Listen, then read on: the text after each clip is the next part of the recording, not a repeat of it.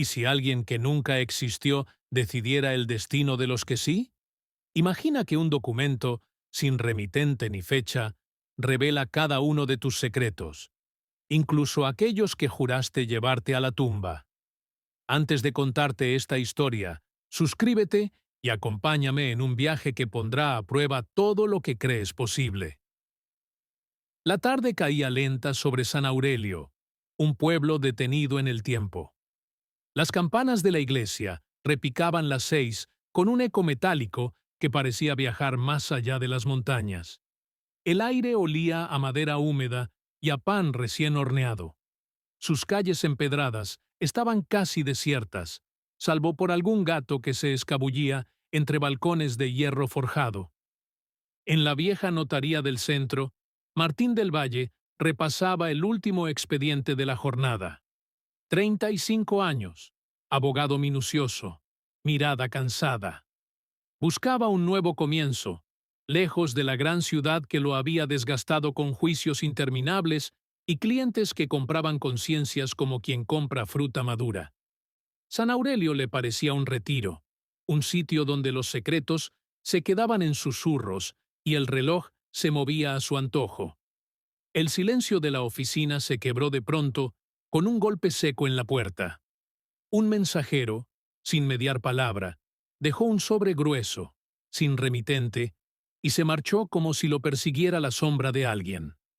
El papel tenía un tacto rugoso, casi áspero, como si hubiera sido rescatado de un archivo centenario.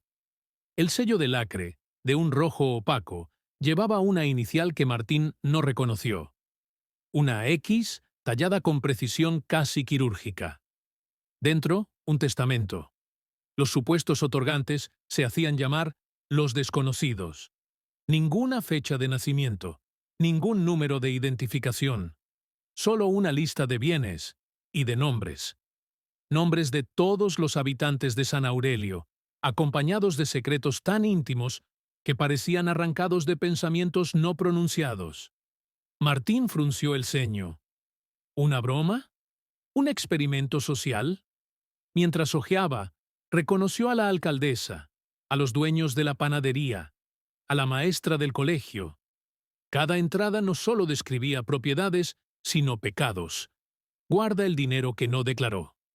Oculta una carta de amor prohibido. Lleva años deseando venganza. Y entonces una frase le heló la sangre. Recibirá la cosecha que no sembró, pero pagará con la última respiración del otoño. El nombre pertenecía a Esteban Rojas, un comerciante local conocido por su carácter altivo. Martín cerró el expediente, pero la curiosidad pudo más. Al día siguiente, visitó a Clara, la alcaldesa. Mujer de porte elegante, voz firme, mirada que escondía algo que no terminaba de mostrarse. Cuando Martín le enseñó el documento, el color se le fue del rostro. Negó conocer a los firmantes, pero su respiración acelerada la traicionaba. Antes de que pudiera dar una explicación, las campanas de la iglesia anunciaron la misa de la tarde. Clara se levantó con brusquedad y salió sin despedirse.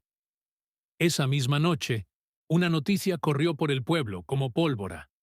Esteban Rojas había muerto de un infarto en su granero, exactamente al caer el otoño.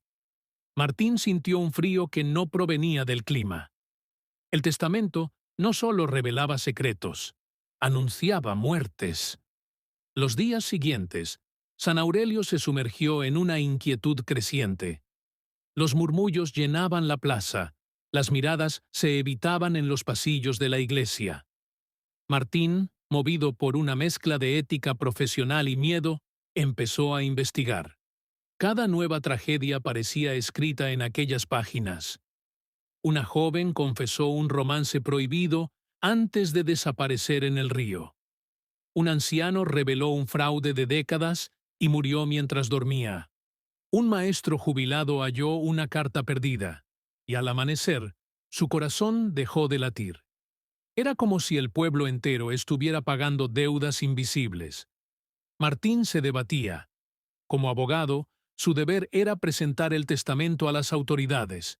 pero cada vez que lo consideraba, sentía que el papel lo observaba. Una noche, al revisarlo, notó una sección nueva, la tinta aún húmeda.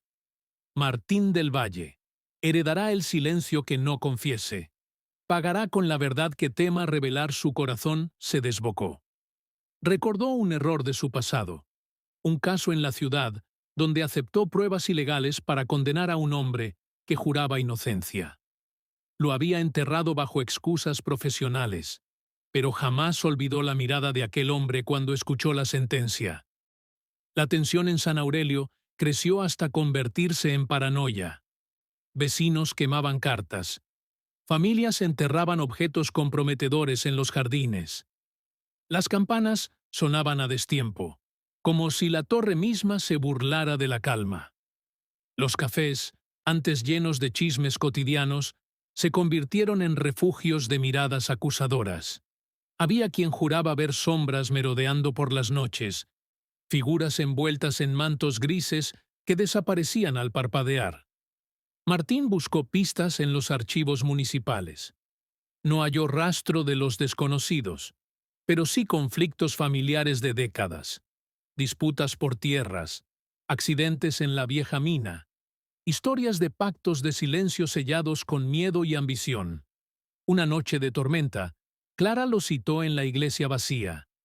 Las velas parpadeaban con un viento invisible, como si algo respirara entre los bancos. Con la voz quebrada, confesó que, años atrás, un grupo de ancianos había ocultado un accidente mortal en la mina. Varios hombres quedaron enterrados, y nadie respondió por ellos. «Quizá este documento es la voz de quienes murieron sin justicia», susurró. Un trueno estremeció los vitrales. En ese instante, Martín sintió un calor en el bolsillo interior de su abrigo. El testamento, que siempre llevaba consigo, ardía como si hubiera estado al fuego. Lo sacó. Una nueva frase emergía con tinta negra que aún goteaba. La última herencia se escribe ahora. Confiesa o guarda silencio eterno. Las campanas repicaron a medianoche, más graves que nunca. Clara lo miró suplicante. Martín sintió el peso de todos sus errores, el recuerdo del hombre inocente al que había destruido. Con la voz temblorosa, se arrodilló ante el altar y confesó cada detalle de aquella injusticia. El sonido de las campanas cesó. El viento se calmó. El testamento, en sus manos, se convirtió en polvo que se deshizo en el aire.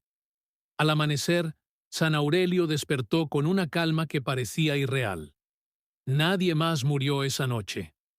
Los vecinos salieron de sus casas en silencio, respirando el aire frío como si fuera un milagro. Martín permaneció solo en la iglesia mucho después de que Clara se marchara.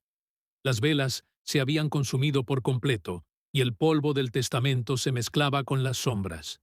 Por primera vez en años, sentía que podía respirar sin el peso de la mentira. Decidió quedarse en el pueblo, no como un fugitivo de su pasado, sino como alguien dispuesto a reparar. Buscó a las familias de quienes alguna vez defendió con medias verdades. Escribió cartas, pidió perdón. Ayudó a recuperar los archivos de la mina para que las muertes olvidadas tuvieran un registro digno. En cada gesto encontraba un extraño alivio, como si una presencia invisible aprobara cada paso. Pasaron los meses. La vida en San Aurelio volvió a su rutina. Campanas al amanecer, mercado los viernes, murmullos de pan recién horneado. Martín comenzó a dar clases de derecho en la escuela local, enseñando a los jóvenes que la justicia es algo más que leyes. Es la verdad que uno decide no esconder. Creyó que el ciclo había terminado, hasta que, una tarde de invierno, al ordenar su escritorio, encontró un nuevo sobre. El mismo lacre, la misma X, tallada con precisión. Por un instante, el miedo regresó como un relámpago. Pero al abrirlo, no había amenazas, solo una hoja con una frase. El silencio que rompes no te pertenece. Es semilla, déjala crecer. Martín leyó esas palabras una y otra vez.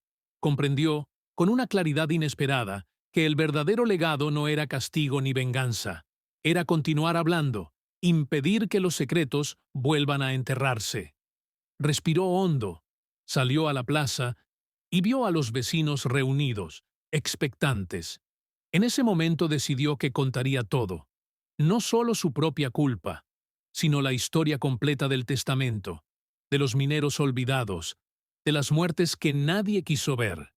Esa noche, bajo un cielo sin estrellas, San Aurelio escuchó, y el silencio, por primera vez en generaciones, se rompió de manera definitiva. ¿Qué harías tú? ¿Confesarías un secreto que puede destruirte para salvar tu vida? ¿O desafiarías lo desconocido? Déjame tu respuesta en los comentarios y dime si crees que los desconocidos eran un castigo divino, una mente humana jugando con el miedo, o algo mucho más antiguo.